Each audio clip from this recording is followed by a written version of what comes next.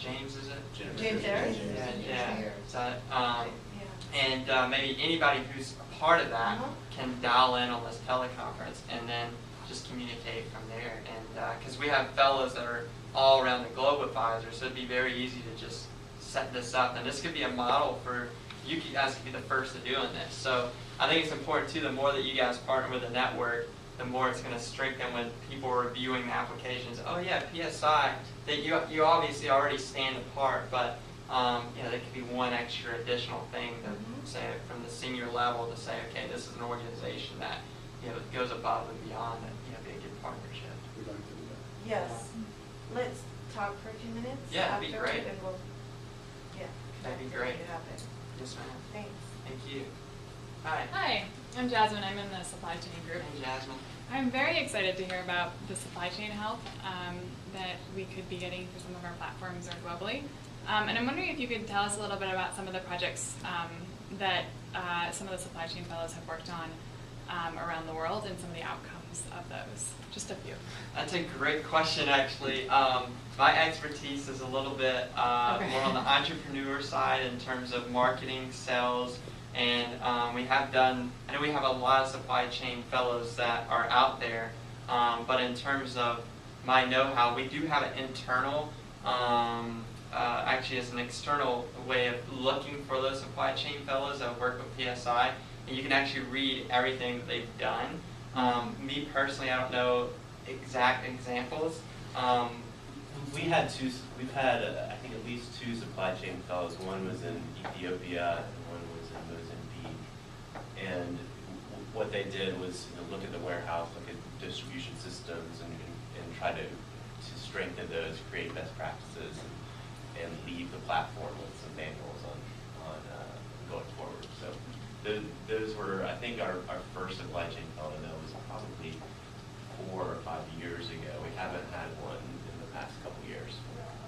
And we'll be all entrepreneur fellows this year, have you been told? In 2012, this spring, it's going to be the 3 that will focus on sales, Okay. strengthen the sales system. But then the following year, we've requested for 2 for focus on supply chain. Okay, great. So sorry I don't have a better answer, but you can go to Pfizer.com. I believe it's /GHF, and you can find all the different you know, journals. It kind of restructured the way it's done. It's not even journals. It's more of a learning type journal where you can kind of find out that information. So even if it's not with PSI, maybe seeing the strengthening that took place with other organizations. So. Great.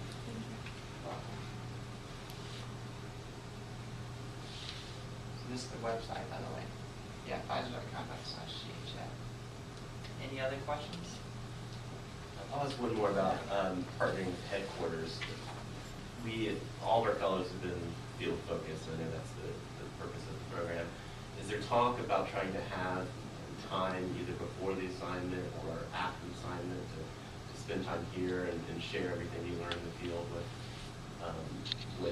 headquarters, and so that can be transferred? Yeah, it's interesting. I saw a couple applications this year where, actually one application, I'll have to look back and see who it was, but they actually put that time into the fellowship. So they have, I think, a week prior to departing at the headquarters, and they would, you know, learn there and go through a training from that organization, and then go back into the field, and then they structured in a way that when they returned, they had a week to debrief with the organization, which I thought that was a good way of looking at it.